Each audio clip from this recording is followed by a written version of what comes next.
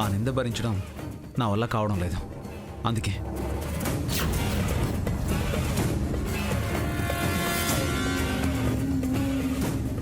ఎవరు నీ మనసు గాయం చేసింది?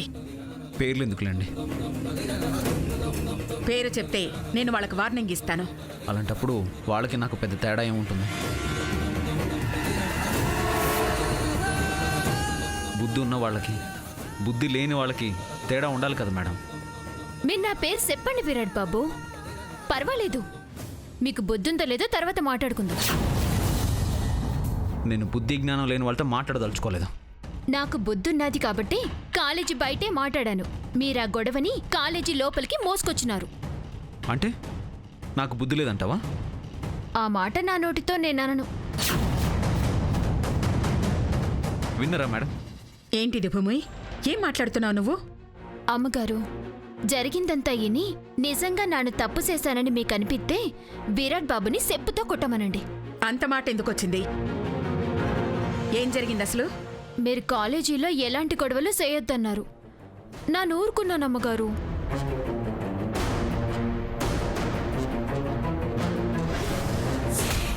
నా మా నాన్న నేను హాస్టల్లో ఉన్నాను. కానీ ఈ బాబు రాయబారానికి ఆ లక్ష్మి గారిని హాస్టల్కి పంపినారు. అబద్ధం. మళ్ళీ మళ్ళీ చెప్తున్నాను, ఆవిడ నేను పంపలేదు.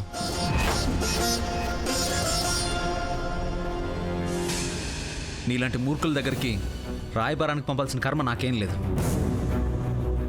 ఎందుకింత ఆవేశపడుతున్నారు ఇద్దరు? కాస్త శాంతంగా మాట్లాడుకోవచ్చు కదా? నాకు ఒళ్ళు బగబగా మండిపోతుంది మేడం. ఇంత తెలివి తక్కువదాన్నా ఇన్నాళ్ళు నేను అభిమానించింది అనిపిస్తోంది. రేపటి నుంచి కాలేజీలో ఎవరైనా పొరపాటున జారిపడ్డా నేనే తోశానన్న నింద గ్యారంటీగా వేస్తుంది. నానంతా గుడ్డిదాన్నేం కాదు. అసలు మీ జోలికి నానొచ్చానా? నా పేరెందుకు లాగుతారు?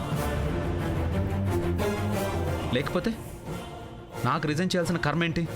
అమ్మగారు అన్నట్టు మీరు నిజంగా పిరికివాళ్లే, అందుకే పారిపోతున్నారు. నేను పిరికితనంతో పారిపోవడం లేదు. నీలాంటి పిచ్చి వాళ్లకు చదువు చెప్పడం ఇష్టం లేక వెళ్ళిపోతున్నాను. అబ్బబ్బబ్బా, ఆపండి.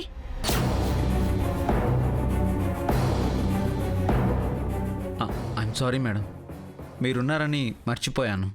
నేనున్నప్పుడే ఇలా మాట్లాడుకుంటున్నారంటే నేను లేనప్పుడు ఇంకెలా పోట్లాడుకుంటారో అర్థమైంది. నానేం పోట్లాట ఎట్టుకోలేదమ్మగారు. మాస్టారే నోటుకొచ్చినట్టు అన్నారు నన్ను. కేసు గురించి మాట్లాడడానికి లక్ష్మి గారు హాస్టల్కి వస్తే దాని గురించి అయితే నానేమి మాట్లాడను, వెళ్ళిపోండి అన్నాను. ఆ అమ్మ వెళ్లకుండా అక్కడే నిలబడితే విరాట్ బాబుకి ఫోన్ చేసి వచ్చి తీసుకెళ్ళమని చెప్పాను. అంతే.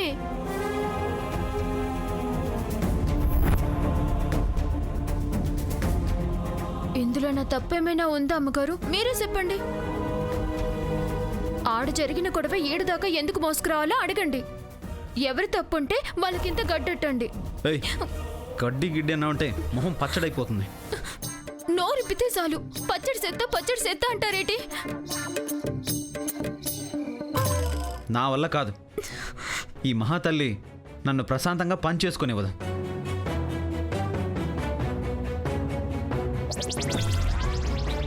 ఎక్కడ ఏ నేరం జరిగినా తెచ్చి నా నెత్తి మీదే రుద్దుతుంది. అందుకే నేను ఈ కాలేజీలో పని చేయలేను. నన్ను క్షమించండి. మీరెందుకు సార్ వెళ్ళిపోవడం?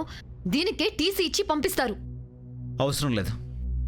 నా మూలంగా ఎవరి కెరియర్ పాడైపోవడం నాకు ఇష్టం లేదు. నన్ను క్షమించండి మేడం.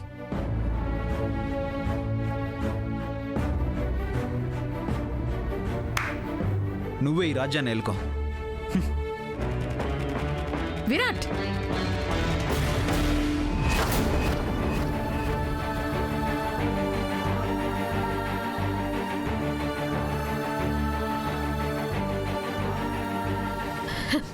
చాలా నీ కడుపు మంట చల్లారిందా? నీ మూలంగా ఒక మంచి లెక్చరర్ రిజైన్ చేసి వెళ్ళిపోయారు కదే నిన్ను. నందిక, అది కాదు నానమ్మ, ఇది. ఇంకొకసారి ఇలా గొడవ పడితే నేను ఊరుకోను. భూమి, నువ్వు క్లాస్కి వెళ్ళు. అందరూ క్లాస్కి వెళ్ళండి. విరాట్ సార్ రిజైన్ చేయడానికి ఆ భూమి కారణం తెలిసి కూడా ఒక్క మాట ఎందుకు అనలేదు నానమ్మ? భూమి మాట మీద నిలబడింది. కాలేజీలో గాని హాస్టల్లో గాని ఎలాంటి గొడవ పెట్టుకోదలుచుకోలేదు. విరాట్ మీద అభిమానంతో లక్ష్మి హాస్టల్కి వెళ్ళడం వల్ల ఈ గొడవంతా వచ్చింది. ఇందులో ఆ ఇద్దరి తప్పు లేదు. అందుకే ఇద్దరిని ఏమీ అనలేదు. చాలా నువ్విందులో జోక్యం చేసుకోకుండా నీ పని నువ్వు చూసుకో. క్లాస్కెళ్ళు.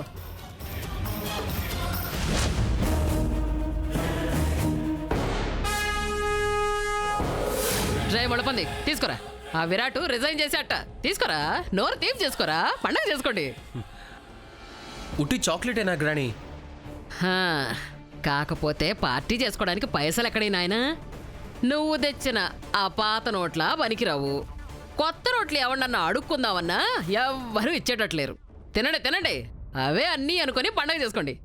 నందిక నువ్వు తీసుకోమ్మా. నోట్లు వేసుకో. తీసుకో. కూసావు. అదేంటే అలా విసిరి కొట్టావు? విరాట్ సార్ భూమిని మర్చిపోయి ఇప్పుడిప్పుడే నాకు దగ్గరవుతున్నారు.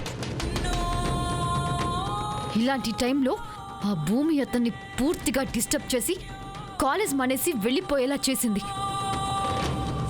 మంచి అవకాశం దొరికిందని నేను హ్యాపీ ఫీల్ అవుతుంటే విరాట్ రిజైన్ చేసి షాక్ ఇచ్చాడు. నా టెన్షన్లో నేనుంటే నువ్వేంటి చాక్లెట్స్ పంచి మరీ సెలబ్రేట్ చేసుకుంటున్నావు? పిచ్చినందుక కాకినాడలో విషం పెట్టి ఆ భూమిని విరాట్ని విడదీశాను. సుబ్బుగాడి కేసు అడ్డం పెట్టి ఇద్దరి మధ్య పచ్చగడ్డి వేస్తే భగ్గుమనేటట్టు చేశాను.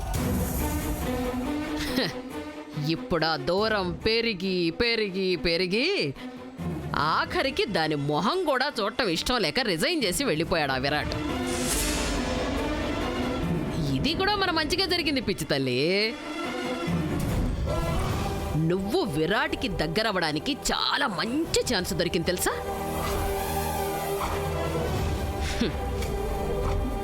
ఇంకా వాడు చచ్చినా సరే ఆ భూమిని దగ్గర కూడా రానివ్వడు.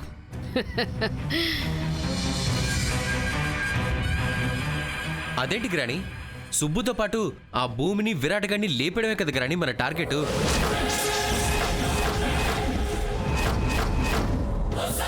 వాణ్ణి లవ్ చేయమని నందికకి చెప్తావేంటి? యదవా, నేనెప్పుడు చెప్పానురా విరాట్ని చంపుదామని? ఆ భూమిని కొండమ్మని అనన్యాను కదరా చంపుదామనుకున్నాము. నిజం చెప్పు గ్రాని, సుబ్బుని చంపినట్టే విరాట్ సార్ని చంపాలని ప్లాన్ చేస్తున్నారా? చీ అదేం లేదే. వీడే పాత పగల్ని మనసులో పెట్టుకొని అలా వాగాడంతే. నిన్ను విరాట్ని కలిపే బాధ్యత నాది నందిక, సరేనా? రేయ్, విరాట్ నావాడు. ఎప్పటికైనా నేను తననే పెళ్లి చేసుకుంటాను. అతని జోలికొచ్చావో సుబ్బు హత్య ఎలా జరిగిందో బయట పెడతాను, జాగ్రత్త.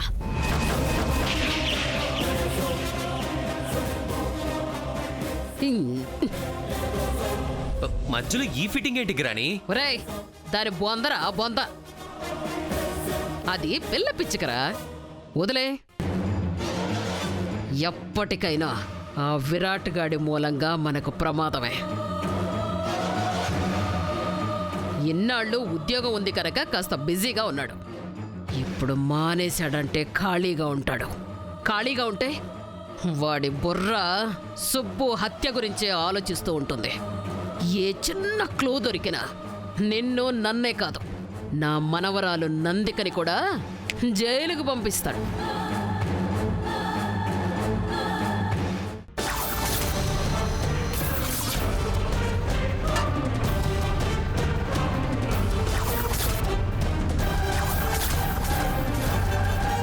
ఫంక్షన్ రోజు రికార్డ్ అయిన సీసీ ఫుటేజ్ని ఈ పెన్ డ్రైవ్లోకి ఎక్కించి సిస్టంలో ఏమీ ఉండకుండా డిలీట్ చేసిపోదాం.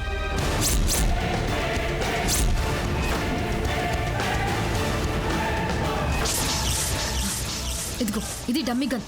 ఇదిగో, ఇది ఒరిజినల్ గన్. డామ్ డామ్ డిషా అని వెళ్తుంది.